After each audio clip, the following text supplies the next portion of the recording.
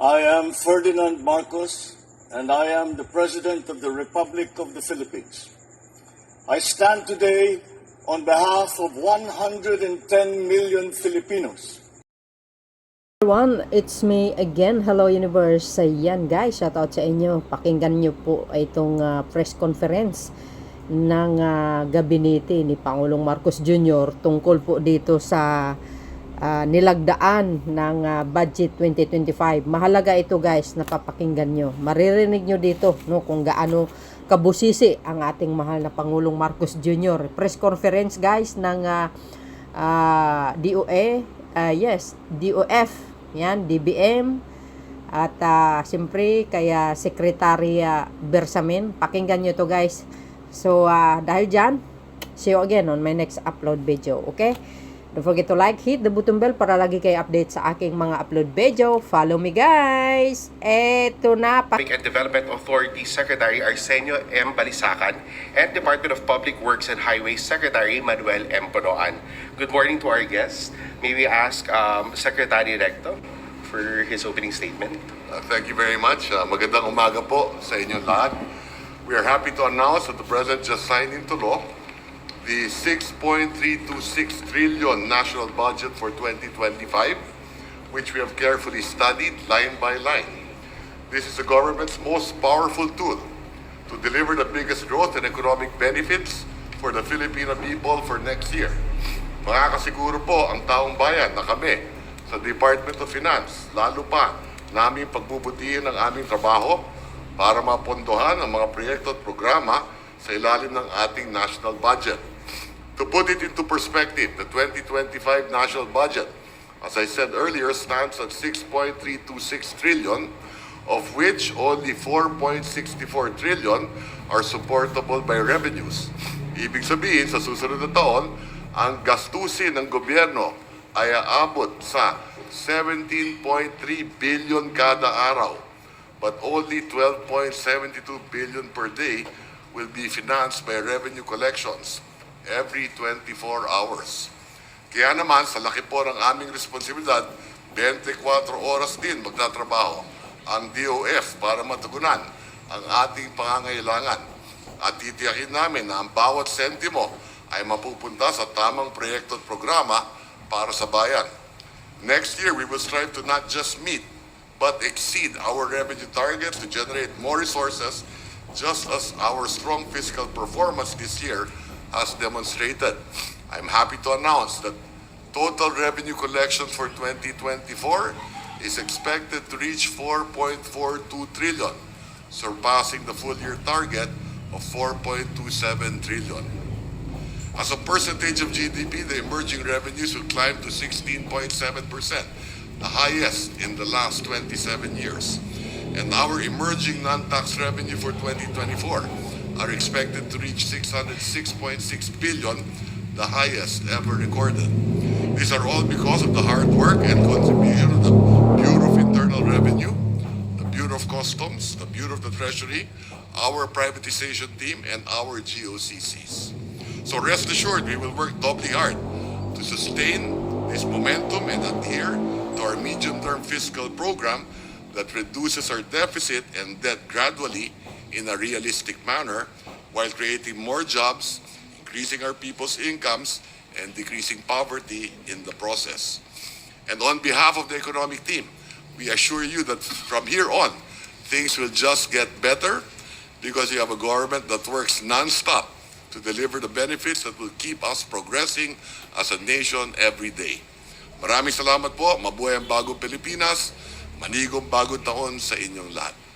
Thank you, Secretary Recto. May we ask Secretary Pangandaman? Good morning. Hello. Good morning. Assalamualaikum warahmatullahi wabarakatuh. Happy New Year po sa ating lahat. Alhamdulillah at may budget na po tayo for 2025. First of all, we would like to thank our President, President Ferdinand R. Marcos Jr., for personally being on top of reviewing the bicameral committee's version of the budget. While the Congress's version was quite different from the proposed budget that we submitted, we are grateful and relieved that the President has made sure that we do not end up with a reenacted budget. As you know, The power of the purse is with the Congress because Congress is supposed to be the voice of the people.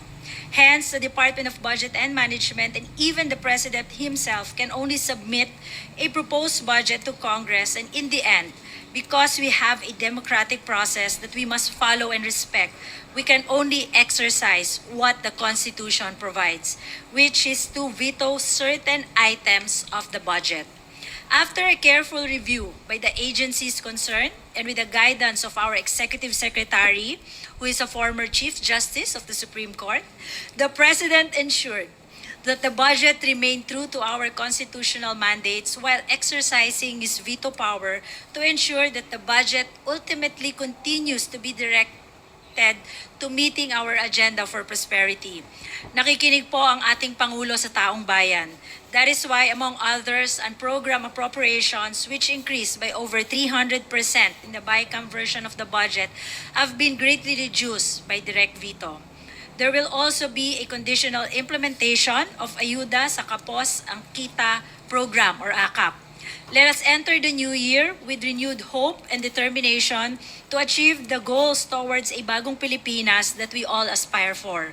On our end, patuloy lang po kaming magtatrabaho para sa mas magandang kinabukasan ng ating mga mamamayan at sa kaunlaran ng ating bayan. Maraming salamat po. Thank you, Secretary Pangandaman. Secretary Balisacan. Good morning, everyone. Let me express our gratitude to both chambers of Congress for their timely and diligent efforts in scrutinizing, formulating, and ensuring the passage of the 2025 General Appropriations Act. Their unwavering commitment to completing this critical task underscores the strength of our collective resolve in advancing the nation's development goals and President Ferdinand R. Marcos Jr.'s socioeconomic agenda.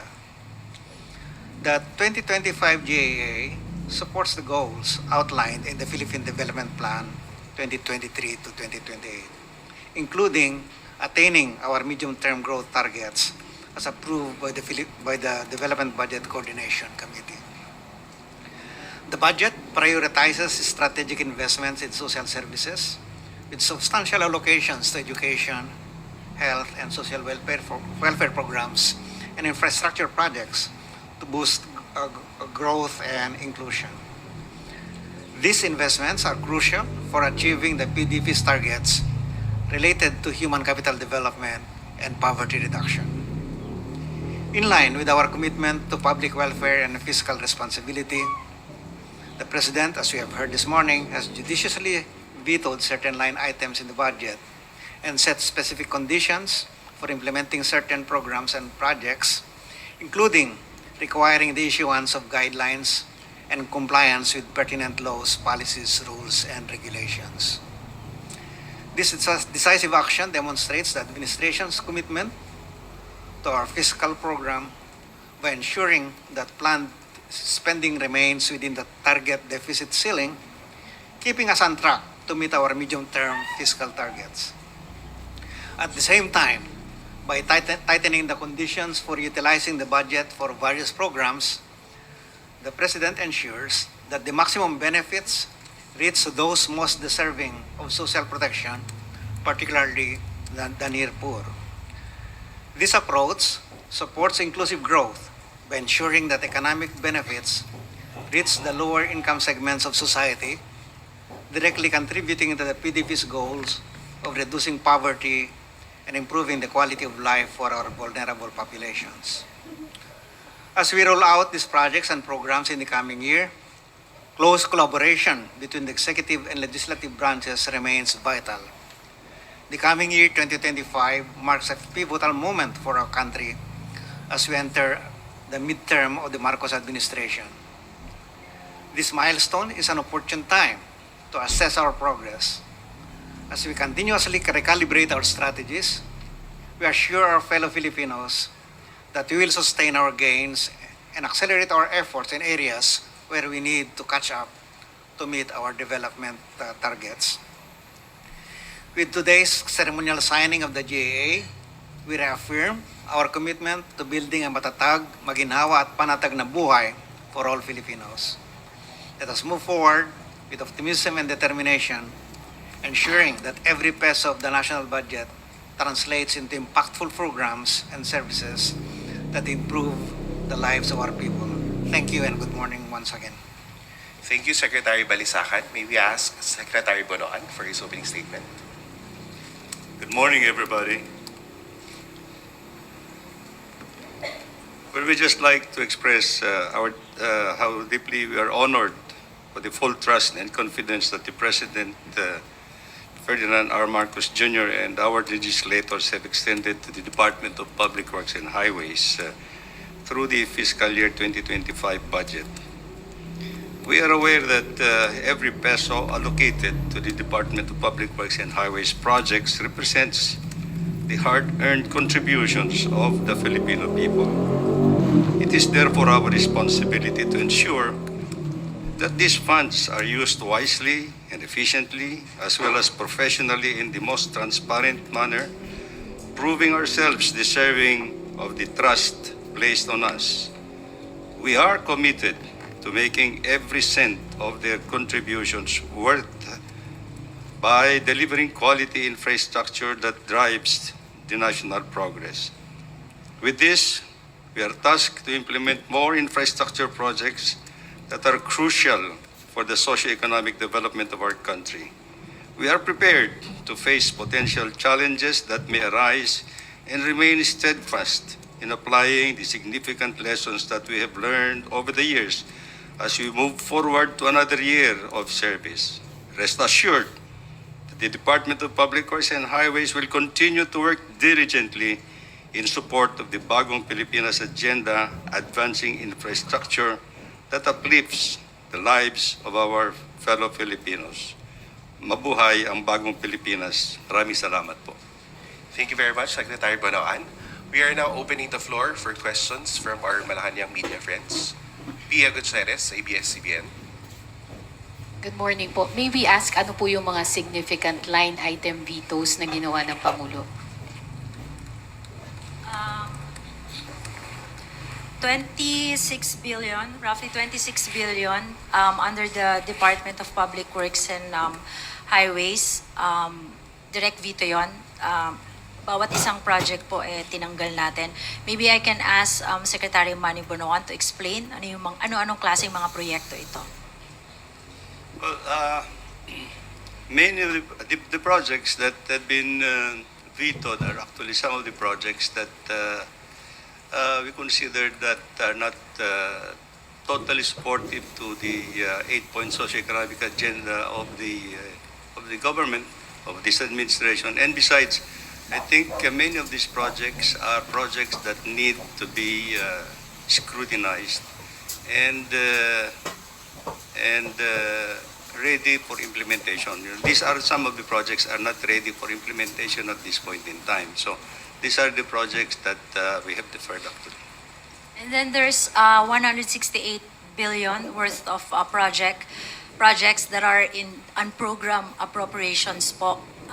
Inisa-isa po natin yan kasi nadagdagan po siya. When we did the NEP po, we see to it that yung UA natin, yung UA po kasi standby appropriation yan, di ba? Parang contingent fund. So generally, I mentioned this many times. Generally, ang contingent po or yung parang is just at least 5% of the total budget. Yan din po yung tinuro sa atin nung nagkaroon tayo ng consultation with IMF World Bank. So during the NEP po, it's less than 5%. Napakalit. It's 178 billion pesos. But nung naging po siya, nung napasa na po siya ng BICAM, nag-increase po siya ng 300%. So it's almost 10% of the total budget. So nung nakita po namin yon, binawasan po namin just to be consistent with the 5% yung parang standby fund. So now it's roughly 4.7% of the total budget. Thank you. Next question, Ivan Mayrina, GMA7. Can I ask, sa final version, magkano na ho ang budget ng education versus public works? Kasi isa ho ito sa mga pinupunto na posibleng constitutional infirmity ng budget. Ang nasa Hindi po, but maybe Executive Secretary can further expound later. Ang nakalagay po is not the department, hindi naman po nakalagay doon na dapat Department of Education. It's the sector. So I have here po the top 10 na pagkakasunod-sunod po kung yung sa pinakamataas na budget. Dito po makikita natin na una ang education pa rin po. Hinahanap ko lang. It's 1.053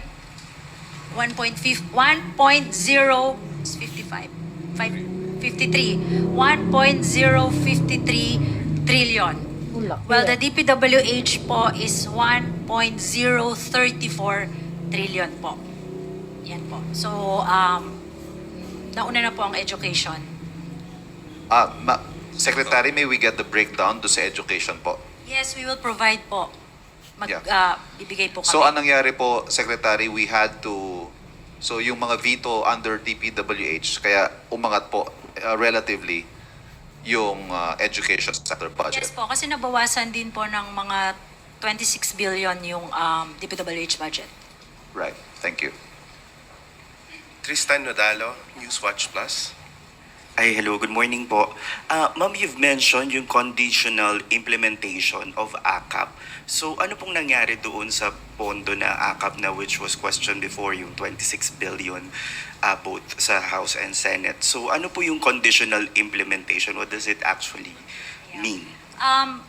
Yung AKAP po, it's still there. It's just that bago po natin ma-release yung pondo, we need to issue guidelines po together with DSWD, DOLE, and NEDA po para maging consistent yung pagbibigay ng AKAP dun po sa gusto nating mangyari dun sa tamang recipients, hindi po magka-doble-doble yung binibigay natin ng mga cash assistance. So, si Sec RC Balisacan po ang kasama na po ngayon sa pag-define nung paglabas nung pondo ng AKAP. One follow-up lang po kay Sec Bonoan. Yung sinabi niyo po yung mga hindi priority ng administration, yung natapyas sa DPWH budget. But basically, what kind of projects are this? Ito po ba ay mga kalsada, basketball court, or ano po ba, sir? Marami kasi yung mga local projects actually that are not ready for implementation, and it will take us some time anyway to make sure na may implement namin kaagad. So these are the things na nakita namin that I think we can postpone it for the time being. Yung mga projects na mostly local projects actually. Roads, sir. Hindi, not necessarily roads, pati may mga buildings and other local infrastructure. There are some projects that are ambiguous also that we cannot immediately implement anyway. So yun ang mga namin. Ace Romero, Philippine Star. May I just ask, because the President vowed to restore the budget cuts in DepEd, so how did we manage to do that? We cannot, under the Constitution po, kung ano po yung napasa ng Kongreso, yun na po yun. We can only veto line items or projects, but we cannot add po. However, under the budget, may mga certain funds naman tayo dyan na pwede tayong mag-augment ng ating budget. For example, yung unprogrammed appropriations, yan ang magandang use ng UA. As long as meron tayong additional revenue from the DOF, we can actually augment or increase the budget of DepEd, specifically for computerization program.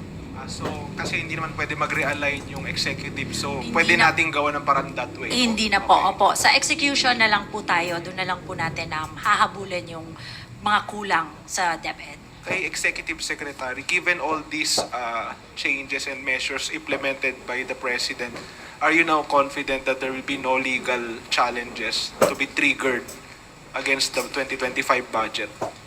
We are, yes, to answer your question, we are confident, but we cannot prevent. If there will be challenges that will be mounted by any quarter, who might still find this present budget as approved worthy of the challenge. But that is something that we cannot prevent. But I am confident that we worked very hard on this and that our efforts will be validated by any kind of lack of challenge. So we are not going to encourage the challenge. Salamat po. Jinky Baticados, IBC 13. Hi. Good morning, Secretaries. Let me just ask this po. Ano po yung pagkakaiba ng direct veto, conditional implementation, and general observation? Yes po. Okay. Ang direct veto po, sandali lang, meron tayong notes dito. Ang direct veto po is tatanggalin natin yung mga exact programs and projects na nasa budget. Ang delete, as in mawawala na po siya. Even the amount, wala na rin po yan. So, ibig sabihin po, yung 26 billion na natanggal sa DPWH, bababa po yung level ng budget natin ng by 26 billion pesos. Yun po ang ibig sabihin nun. So, yun po ang direct veto. Ang conditional implementation po is hindi po natin kaagad-agad maibibigay sa kanila yung mga pondo dahil kailangan maglabas pa po tayo ng guidelines at implementing rules bago natin mailabas yan nung mga implementing agencies. So kailangan po nila yung gawin, like yung AKAP po, kailangan umupo po ang DSWD, DOLE at saka NEDA for the guidelines and whatever safeguards na mabuo po nila, bibigay po sa atin bago po natin ma-release yung pondo ng AKAP. Yun po ang conditional. Ang general observation po is we would just like to ensure na pag in-implement nila yung mga proyekto, consistent yan sa kung ano ang batas, kung ano yung mga mandato ng mga ahensya, ganun po yun. So yun po yung tatlo. Last, Secretary. Tumaas po ng 373 billion ang unprogrammed appropriations. Paano tinitiyak ng pamahalaan na sumusunod ito sa mga probisyon ng konstitusyon na nagbabawal sa Kongreso na taasan ang mga appropriation na lampas sa orihinal na mungkahi ng Pangulo? Ang unprogrammed appropriations po kasi standby fund lang yan. Wala po yan katapat na revenue. Kanina po na-explain po ni Secretary Recto yan. So tuwing meron lang pong additional revenue tayong ma-realize from the Bureau of Treasury, doon lang po natin yan pwede i-release. Thank you, Secretary. Next question, Harley Valbuena, TZME. Hi, good morning. May we know po kung sino yung nag-allocate ng items sa DPWH and unprogrammed funds na binito ng Pangulo? Are they part po nung original version ng National Expenditure Program na sinabit natin sa Congress? Or initiative na po ng Congress mismo? Initiative na po, nakita na po namin siya sa BICAM report. Unfortunately po, hindi po namin alam kung kanino po yung mga yon. But it's a result of the bicameral conference committee. It's a collective decision of Congress. Of Congress, yeah, according to our Supreme Court Justice. NES. Let me just... Ang seryoso nyo naman kasi. Ano ba yan? Happy New Year, guys! We should be happy we have a budget. I just would like to give context to that question. Ano? Yung proposal of the budget comes or emanates from the executive. That is through the NEP, yung National Expenditure Program. Once that NEP is submitted to the lower house, the lower house will now schedule the hearings on the NEP. When the lower house finally approves or adds or subtracts to the NEP, but must conform to the limitation in the Constitution that it should not increase the lump amount, the entire amount, then it becomes a GAB, General Appropriations Bill, and this is the one that will be transmitted to the Senate for its own study of the proposal, of the budget proposal. And when the Senate shall have been done with its duty, there will now be a bicameral conference committee that will tackle this. Now, I don't know if you can find in the records of the bicameral report or the bicameral report who proposed those increases. But that is to be respected because they are the Congress. They are the Congress.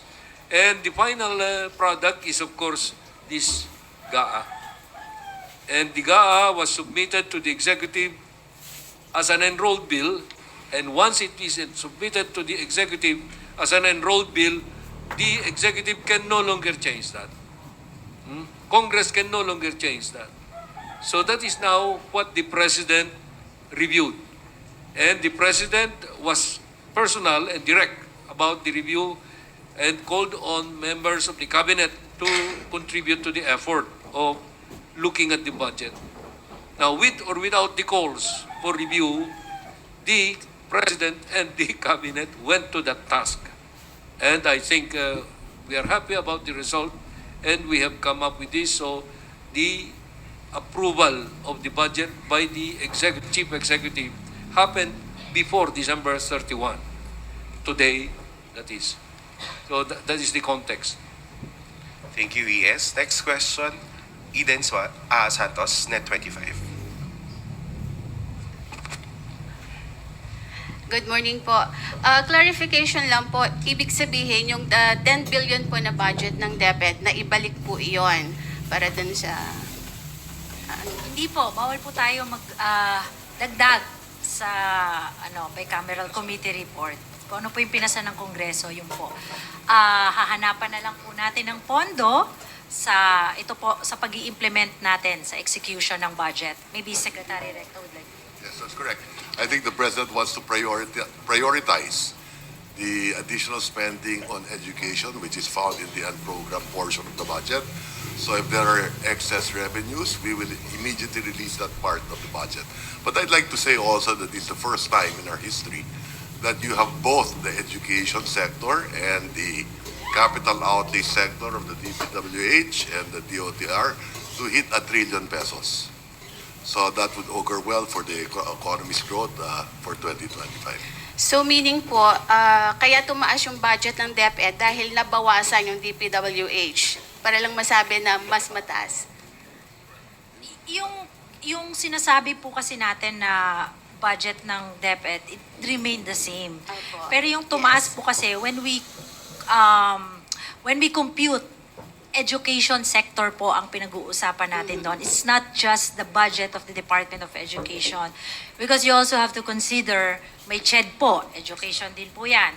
TESDA, education din po yan. Marami pong yung mga SUCs natin, marami pong mga ahensya ng gobyerno na education din naman po yung nila, yung kanilang mandato. Kaya po, So malinaw po, gusto ba sumagot ni sandali, ang malinaw lang po, Secretary Pangandaman, stay po yung budget ng DepEd, kaya lang siya lumitaw na siya pa rin yung mataas kasi nabawasan yung budget ng DPWH. Yun po yung malinaw doon.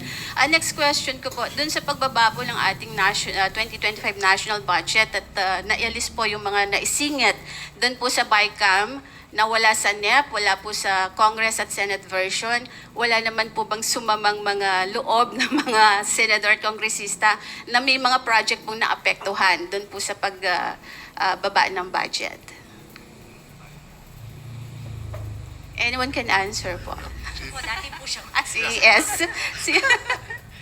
You know, it's the President that proposes the budget and the Congress disposes the budget, and it is the executive or the President who executes the budget. Okay? So there is a process in budgeting, as we all mentioned. No? So, palagay ko, maayos naman yung budget for 2025, especially with the vetoed items. Sinigurado ng Presidente yung may popondo natin, yung mga karapat-dapat, consistent with the Philippine Development Plan. Walang ambiguous projects, walang mga proyekto na hindi sulit sa taong bayan, so to speak. And I just wanted to add also that even in the DPWH budget, meron dyan mga proyekto na school building. So maaring wala sa DepEd, education sector, nakalagay multipurpose building. Alam ko dahil ako naging congressman ako, naging senador ako. So may mga pondo rin yan sa DPWH that have to do with education as well. And I think we are all in agreement that it's important to have a budget, di ba? All of us, that's why we went through that process because lahat po tayo, gusto natin magkaroon tayo ng budget sa darating na taon. Ayaw po natin ng reenacted budget dahil gusto po natin tumaas ang ating ekonomiya. Hindi po tayo pwede bumalik dun sa level natin this year kasi bababa po. We all agree also that while the government expenditure is just 22% of the GDP, it also still contributes to our economy. So maybe actually I can ask RC to talk about ang implication po ng reenacted budget kasi I think importante po ngayon is that meron po tayong budget for 2025. I think that has been explained by the President this morning sa speech niya, no? That, and explaining why reenacted budget is not an option for this administration. Thank you. Next question, Ana Bajo, GMA News Online. Good morning po, ma'am, sirs. Tanong ko lang po kung natuloy po yung zero subsidy for PhilHealth under the approved budget. Again, pag wala na po sa enrolled bill, wala po siya. Hindi po natin pwede dagdagan yan. Yung sa Intel and confidential funds po, was it lower from last year's? Kasi yung DBM, nagsabi po before na 16% lower siya for this year. Hindi pa po namin nako-compute yung aggregate ng total CIF. We'll check it and we'll provide you at the proper time. Next question, Marisol Halili, TV5. Ma'am, follow-up lang po sa PhilHealth. I understand kasi marami yung may concern dun sa zero subsidy ng PhilHealth and I understand hindi naman siya pwedeng i-veto. So is there another way on to change?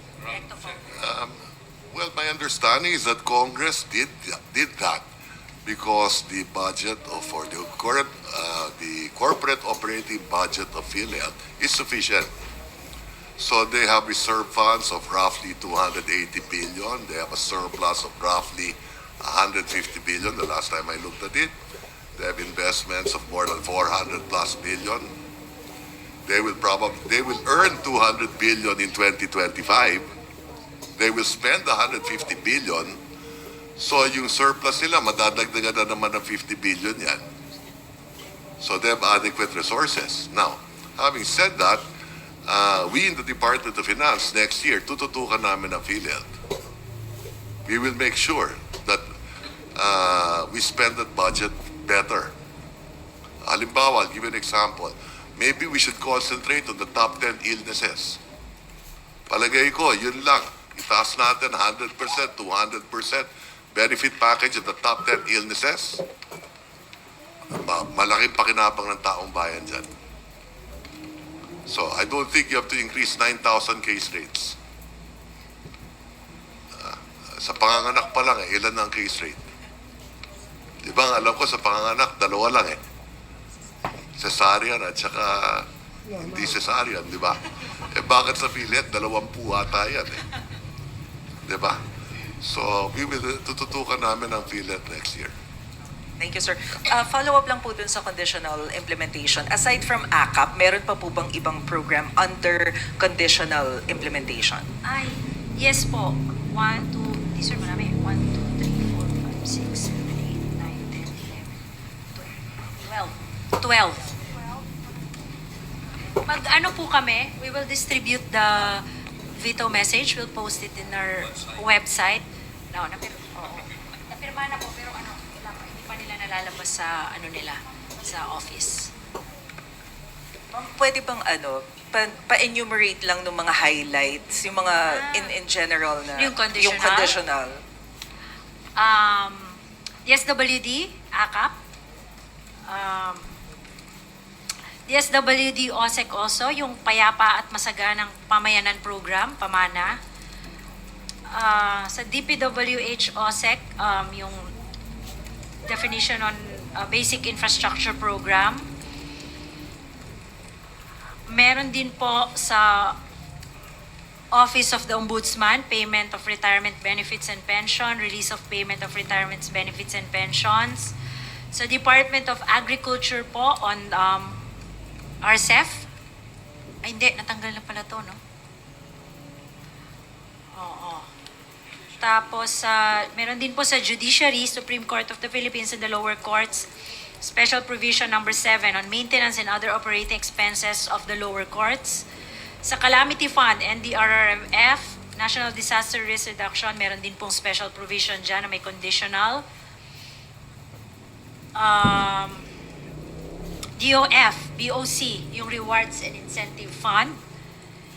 And then, sa Congress of the Philippines, Special Provision number 6, Availability of Appropriations and Cash Allocations. Yan po. Next question, Pia Gutierrez, ABS-CBN. Ma'am, may I know kung mayroon pong pagbabago sa budget ng Office of the President, given na isa rin po sa na-criticize yung increase ng OP budget dun sa ratified version.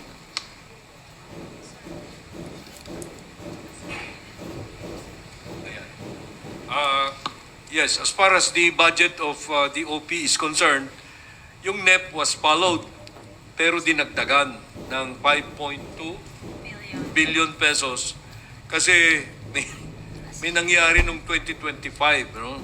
Yung ASEAN 2026 would have been done in Myanmar. Pero biglang umayaw ang Myanmar kasi walang may gustong pumunta ron na heads of state. Because you know the problem about Myanmar. So, kung alphabetical yung sequence ng pag-hold ng ASEAN, letter P, Philippines, came next. Inako ni Presidente yan. Kasi hindi maaring payagan natin na walang ASEAN. But that's a very important part of our international relations. So, ASEAN 2026 to be hosted by the Philippines, we needed to start the work now. So humingi kami, after the submission of the NEP, humingi kami sa Congress ng supplemental funds in addition to what we proposed for the OP sa NEP to the tune of 5.2 billion pesos for 2025. After 2025, we will ask for more, bigger. But that will be in the NEP that will be submitted in 2025 for 2026. So in short, sir, retained yung increases sa OP budget for 2025? Retained po siya? It's actually an increase over what we proposed originally sa NEP, but to the tune of 5.2 billion. Ace Romero, Philippine Star. Kay Secretary Pakandaman, as a background lang po. So, the projects that were subjected to conditional implementation, if these projects, yes po, if this, sa conditional implementation po, if these projects fail to satisfy the conditions, of course there will be no release sa funds. Release What po. will happen to the funds as a background lang po? No release, wala na po. Hindi po natin, Saan na po unreleased appropriation siya. And what will be the use? It could help reduce the deficit. For the, okay, ganun na lang. Sa follow-up lang po, how about po yung expenditures sa defense given that we are also facing territorial defense challenges and internal security?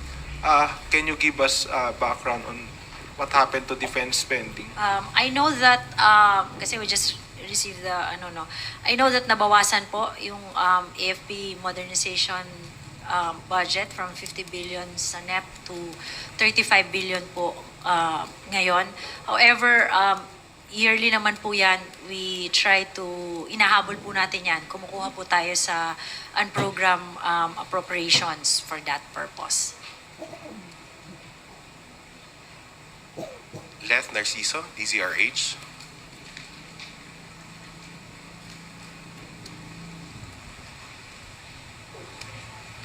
Ay, sorry. Good morning po. Binanggit rin ni Presidente sa speech niya kanina, prioridad yung agriculture sector, particular yung mga pagtugon sa mataas na presyo at para mapababa ang presyo ng pagkain, lalo ng bigas. Ano pong mga programa ito?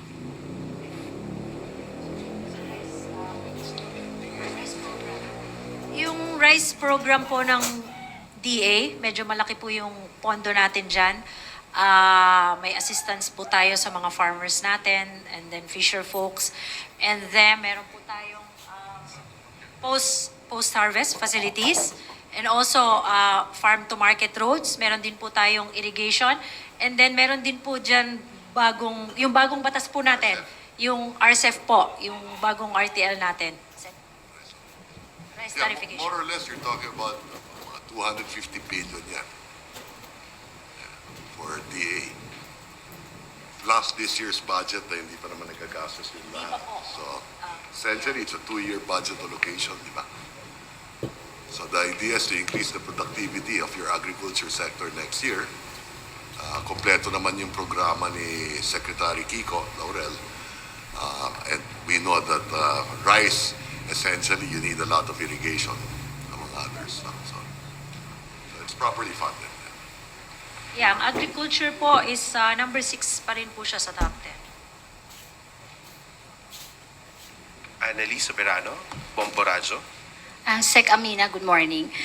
Sinabi niyo po na bawasan yung AFP modernization na budget na 35 billion. Ano po ang napasamang project ng big ticket projects ng AFP na napasama po sa 35 billion na pondo? Wala pa yun. No? Meron po kasi tayong, mabang proseso to. Meron pong approved na, ano ba yun?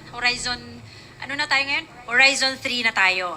So may listahan po yan ng lahat ng mga kailangan natin i-purchase for the defense sector. So depende po kasi yan kung naikontrata na nung Department of National Defense. So ang ginagawa po nila usually, of course, we have to note that ano po yan, more than 1 trillion yata yung napirmahan na agreement. Tama ba ako, Director? More than 1 trillion. So, because of lack of fiscal space also, naglalagay lang po tayo ng at least 50 billion, now 35 billion. So, nire-prioritize po ng Department of National Defense kung ano yung babayaran nila. Kasi medyo may proseso din po ang procurement ng defense equipment. And, Bea Cupin, Rappler. Good morning po. I realize this is quite advanced of a question, but have there been discussions on how we prevent a situation like this from happening again, perhaps next year, na kung baga we had to, hold meetings over the holiday break and we had to postpone the signing because the budget that the Congress approved did not align with the budget that the President prepared?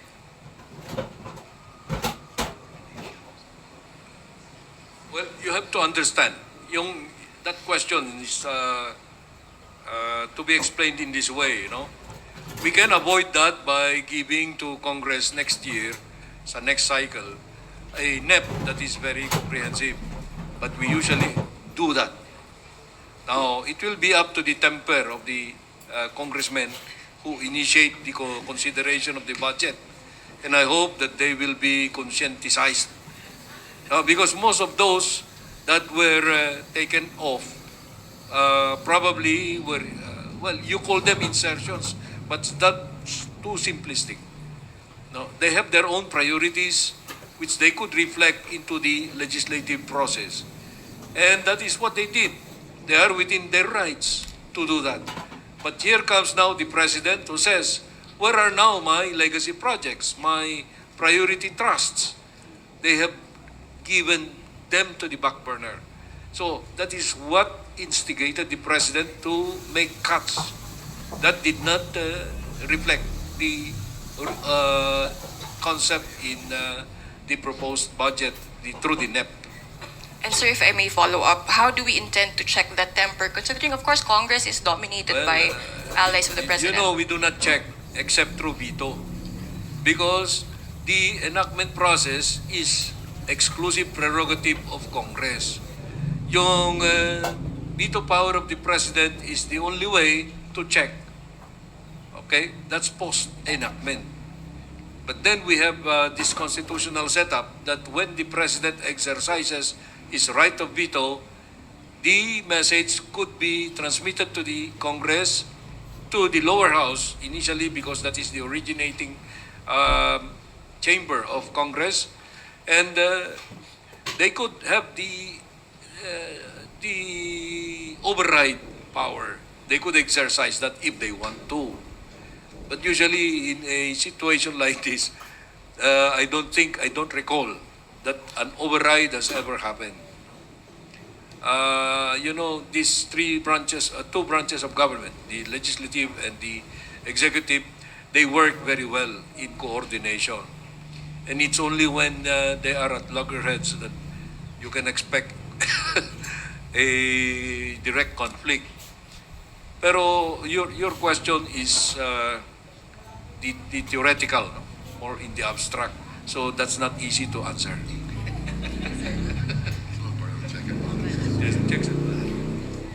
Alvin Baltasar, Radyo Pilipinas. Good morning po, Secretaries. Just to give us an idea, gaano po ba naging kabusisi si Pangulong Marcos dun sa budget proposal? Kabusisi, gaano niya talaga binantayan, hands-on, binantayan ni Pangulo yung budget proposal after na dumaan sa BICAM? Maybe I will be the one to answer that. Yes, sir. I assume as Executive Secretary 3 months into his administration. And I have been here since then, no? That was last part of September 2022. Mabusisi si Presidente mula sa umpisa. I can give you that assurance that the President is very focused, very prudent, Ilocano eh. And I am quite happy to make that note, no? to give that note, because he always says, what do we do with this? This is something that we cannot allow yet because we have lack of funds or etc. So that is what motivates him. Maybe people do not see how he works, but he works very much way into the night and early morning. Follow-up na lang. Sorry po, Secretary. Wow. Follow-up na lang po. Christmas eh. Galing naman.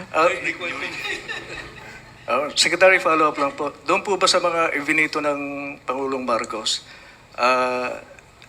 meron siyang personal siyang nakakita, pero meron din ba kayong nakita na mukhang kinakailangang ibito at nirekomenda nyo kay Pangulong Marcos?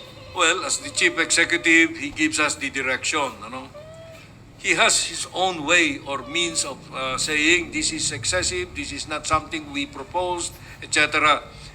But when he said that let's take out things that did not emanate from the NEP or that exceeded the NEP or that took away from the NEP many items, etc., and redirected them, well, we have to be guided by that kind of direction. So that is when the cabinet became very useful. Yung sabi ni Secretary Bunuan just now, muntik nang hindi nagpasko. Ewan ko what he meant by that. But the cabinet and the president really acted together. You probably have seen the publications about how we went to work. The economic team, especially, because these matters are money matters. Samantalay ko na lang po kay Secretary Pangandaman. Secretary, pwede po bang paki-mention na lang po yung top 5 na mga government agencies na may pinakamataas na budget allocation for 2025? Of course, yung education, public works, health, DSWD, DILG, DA, DOTR, Judiciary, Dole, and Justice. Salamat po. Before we close today's briefing, may we ask Executive Secretary Bersamin for a closing statement for the Filipino people? Thank you for your questions. Wala namang softball yata na binato ninyo ngayon. Ano? Maraming salamat at nagkaroon tayo ng ganitong pagkakataon upang magkaunawaan sa ganitong bagay na napakamahalaga sa buhay ng ating bansa. Ang budget, DIGA, is always the most important bill that can be enacted by the Congress and that can be approved by the President. Kaya mahalaga sa kanya na hindi re-enacted ang ating budget sa darating na taon. Kasi malaki ang impact sa ating ekonomiya at ayaw niyang magkaroon ng lose momentum. Okay. So, itong mga tanong nyo, sana magkaroon sila ng impact sa taong bayan upang maintindihan nila or maunawaan ang nangyari ngayong araw na ito. Sa panawagan na ang budget natin ay isang budget na unconstitutional, nais ko pong sabihin sa inyong lahat na hindi po magkakaroon ng ganong pagkakataon na unconstitutional ang budget. This is the interplay between the Congress and the executive branch. No? Yung pagsasabi na unconstitutional ito, mangyayari lamang kung may makahain ng demanda sa judiciary, the third branch of government. Pero sa karanasan ko bilang dating miyembro ng judiciary, mahirap pong dalhin sa Supreme Court ito kung in good faith pareho yung dalawang branches of government. Pero, as I said in the beginning, today, this morning, hindi natin mapipigilan kung mayroong mga quarters who would still like to be heard on this issue. But I hope they should not, because that will again be distracting us. Tungkol sa PhilHealth, sinabi ng ating Pangulo kanina na walang mababawas na benepisyo, kundi madadagdagan pa. At pinaliwanag ni Secretary Ralph Recto ngayon na ang PhilHealth ay maraming resources na maaari niyang gamitin sa pagpapalago na ang benepisyo para sa mga kababayan natin. Huwag kayong mag-alala. Ang inyong executive branch ay maingat at matipid. Hindi naman. ibang connotation ng matipid mabusisi sa paggamit ng ating resources. So, with that as the final say, I don't know if that is the final say, maganda ang darating na taon para sa atin dahil na-approve na yung ating budget. Happy New Year to all. So yun mga kababayan, narinig nyo naman siguro yung kanilang mga paliwanag, malinaw na malinaw sa atin. So narinig nyo naman, may binito na, well anyway, ang Pangulo lang naman ang nakakaalam at ang kanyang mga economic teams, no? At ang kanyang mga legal advisor or sino man ang sa kanyang paligid ay talagang inuusisa ng mabuti po yan. Hindi po basta-basta, no? So, doon sa mga nagsabi na unconstitutional daw itong GAA, ay nako, pinaliwanag na ni Secretary Barsamin. Yan yun guys, ang version ng mga dialysis para lang makapanira. Ang akala nila kasi immature yung nakaupo sa Malacanang, tulad doon sa puon nila na immature, wala naman kasi alam mamuno, kaya nasa hot issue siya sa confidential fund.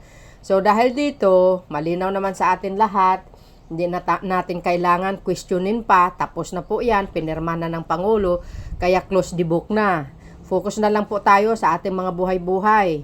Suportahan na lang po natin ang Marcos administration. Ngayon, kung mayroon kayong ebidensya laban sa Pangulo doon sa korte, sampahan nyo ng kaso. Sinasabi nila kasi, ikukurakot na naman daw yung ibang budget. Grabe kayo kung makapaghusga.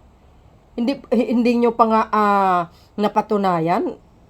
Nagbibintang na kayo kaagad. Grabe naman kayo. Sumuporta na lang po kayo kasi lahat naman makikinabang, 'di ba po? Tapos, sabi pa nila, baka ito daw budget, kung saan-saan daw napaput. Isus Maria Joseph. Mas magaling kayo sa Pangulong Marcos Jr. Alam nyo, very meticuloso yan pagdating sa ganyang klaseng budget na yan. Very organized ang kanyang pamumuno, no? Hindi po bara-bara tulad dun sa mga nakaraan, bara-bara. Kung ibang administrasyon, wala yan. Tapos ng permado dyan. Sa kanya, halos 24/7 nire-review niya. Kayo naman, masyado kayo mapag-usga sa Pangulo. Ano ba namang kasalanan niya sa inyo? Hindi naman kayo inaway. Hindi naman niya binuhat yung bahay niyo. Para dalhin niya sa bahay niya. Kayo talaga, oo. So, yun guys, ang aking pinaka-latest update video. In-updates po natin para ma-inform po ang lahat na itong isyong budget 2025 masyarong binairal ng mga dialysis, binigyan pa ng masamang imahinasyon itong 2025 budget. Grabe kayo, ang tindi nyo. Sabi ko nga, kung mayroon kayong ebidensya o kung totoo yung mga bintang nyo laban sa Pangulo, sus na ko, may korte tayo. 'Di ba? Pero hindi nyo magagawa yan. Bakit? Kasi naman, doon pa lang matatalo kayo. Wala kayong laban sa Pangulo ng Pilipinas. Kayo talaga, oo. Dahil alam natin, itong Pangulo na ito, napaka maingat. Hindi tulad sa inyong Pangulo, bara-bara kung mamuno. So, yun guys. Ito, ko lang, ini-spread ko lang itong press conference na ito para malaman po ng lahat na ito po yung totoong nangyari. Kaya, salamat sa inyong panunood, sa suporta sa Pangulo, sa ating channel. Thank you. God bless everyone. At Happy New Year. See you again guys on my next upload video. Bye. And babus. God bless Philippines.